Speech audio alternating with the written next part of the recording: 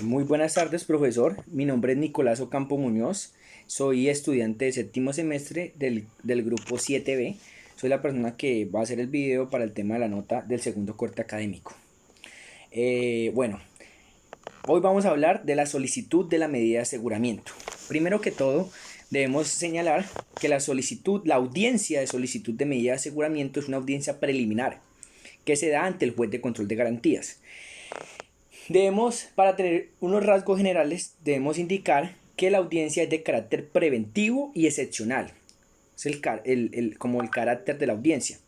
Adicionalmente a eso, la audiencia debe, para tomar una decisión, se debe tener en cuenta que la medida sea necesaria, adecuada y proporcional.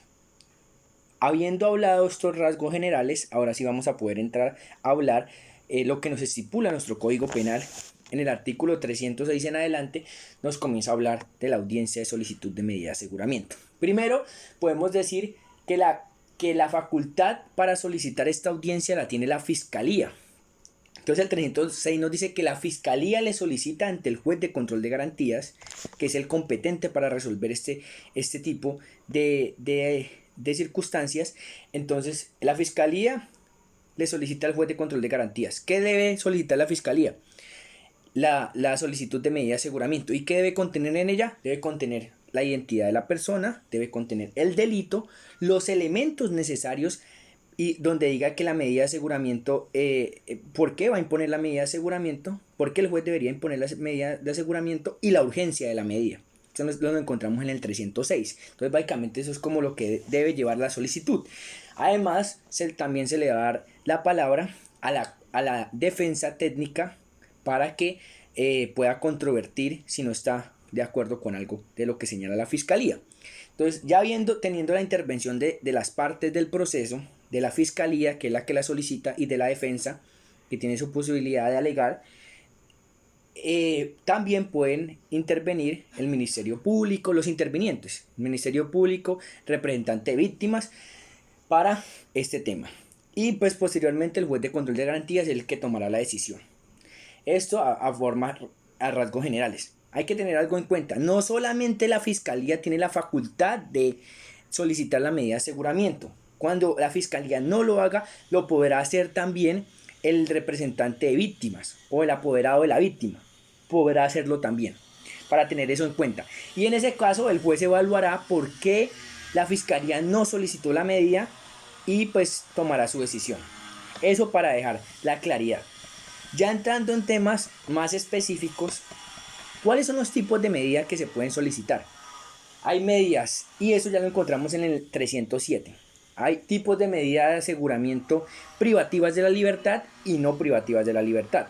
En las privativas de la libertad, encontramos principalmente la reclusión en un centro penitenciario, carcelario, y la reclusión en el lugar de residencia. Básicamente esas son las únicas dos, básicamente, que señala el código como tipos de medida de aseguramiento de tipo privativo de la libertad.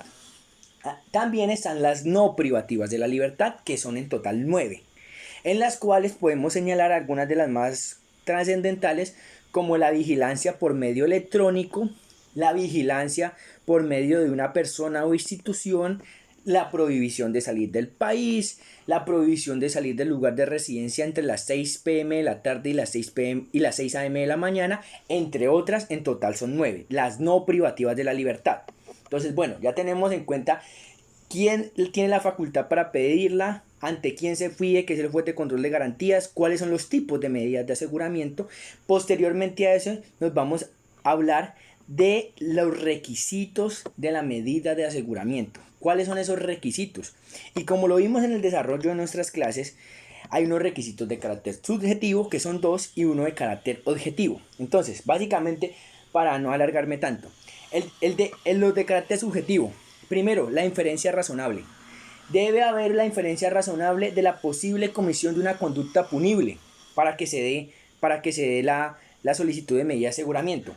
Y esa es la subjetiva, el requisito subjetivo número 1, inferencia razonable. El número 2, que se dé alguno de los numerales del artículo 308. ¿Cuáles son? Primero, que la persona pueda obstruir a la justicia.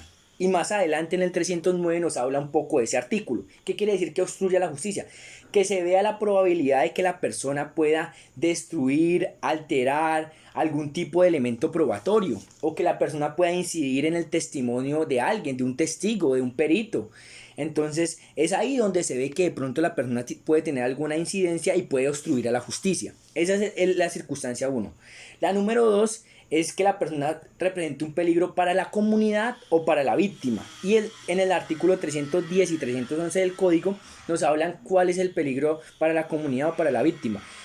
En el del peligro a la comunidad hablamos de que la persona siga cometiendo sus actividades ilícitas que cometía antes, y que obviamente dependiendo de los delitos que se le imputan y todo ese tema.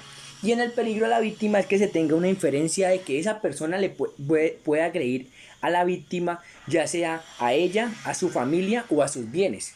Entonces ahí encontramos la segunda circunstancia, peligro para la comunidad o para la víctima. Y la tercera es que la persona no quiera comparecer ante la justicia, no comparezca ante la justicia. Entonces decimos que la persona, eso está en el 312, y nos dice, no, la persona obstruye a la justicia, perdón, la persona no comparece ante la justicia. ¿Por qué? Puede ser de porque la persona no tenga ningún tipo de arraigo en el lugar donde se está llevando a cabo el proceso. Entonces la persona que se va para el lugar donde es su arraigo y se desaparece y no comparece al proceso. Entonces esa es la tercera circunstancia. Entonces esos son los dos requisitos subjetivos. Inferencia razonable y que se dé alguna de las tres circunstancias que acabo de nombrar. Obstrucción a la justicia, peligro para la víctima o para la sociedad, y la tercera, que es no comparecer ante la justicia. Para continuar, hablamos ahora del requisito objetivo. El requisito objetivo es el que se encuentra en el artículo 313 de nuestro Código Penal. Básicamente, ¿qué nos dice el 313? El 313 nos dice que procede la detención preventiva en los siguientes casos, y nos da 4 numerales. ¿Cuáles numerales nos da? Primero, en los delitos de competencia de jueces penales del circuito especializado o jueces penales del circuito especializado. En los delitos que tengan competencia estos jueces penales del circuito, o sea, se podrá imponer la medida de aseguramiento. Segundo, en los delitos cuya condena exceda los 4 años. Otra circunstancia, el segundo numeral para que se pueda dar la medida de aseguramiento. El tercero, en los delitos que tienen que ver con derechos de autor, en los cuales la cuantía supere los 150 salarios mínimos. Y por último, en el caso de que la persona haya sido capturada, haya tenido algún tipo de delito o contravención en los 3 años anteriores a la solicitud de la medida de aseguramiento. Es decir, que la persona en la cual se le solicitó la medida de aseguración en este momento, en los 3 años anteriores haya tenido algún tipo de delito o contravención y haya sido capturado o algo así. Entonces, esos son los cuatro numerales del 313 que se deben cumplir como el requisito objetivo. Se tiene que dar alguno de esos 4 para ya encontrar todos los requisitos necesarios, los 2 subjetivos y el objetivo, que sería alguno de estos 4. Yo creo que ese tema ya quedó claro y podemos continuar. Otra cosa que me gustaría tocar es la vigencia, y ya sé, creo que sería el último punto que toco para no alargarme más. La vigencia de la medida de aseguramiento. La vigencia de la medida de aseguramiento, como lo vimos del clase, es de 1 año. No, la vigencia de la medida de aseguramiento no podrá exceder 1 año, dice el parágrafo 1 del artículo 307. Ese año se podrá prorrogar en los casos en los cuales sea competencia de los jueces especializados. Cuando es competencia de los jueces penales especializados, se podrá prorrogar ese año. O también cuando los imputados son más de 3. Entonces, esas son algunas circunstancias donde se podrá prorrogar ese año que tiene de vigencia la medida de aseguramiento.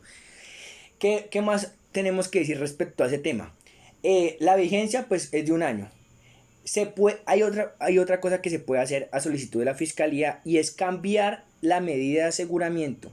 Si estamos bajo una medida privativa de la libertad y se cumple el año del cual debe durar la medida, que la vigencia de la medida es 1 año, se puede cambiar de una medida privativa de la libertad por una no privativa de la libertad. Eso es algo que también se puede hacer para tenerlo en cuenta. Y por último, se podrán imponer una o varias medidas de aseguramiento al tiempo, según lo establece el artículo 309. Ah, no, perdón, el 307, que nos habla de los tipos de medidas de aseguramiento. Este es un tema que me ha parecido muy importante, lo he investigado mucho. Espero que pues en este video haya podido explicarlo todo, y pues muchas gracias igual al profesor por la oportunidad que me dio de hacer el video para el tema de mi nota, ya que no pude estar en el parcial por estar en una reunión en rectoría. Muchísimas gracias, profesor, y que esté muy bien, que tenga una buena tarde.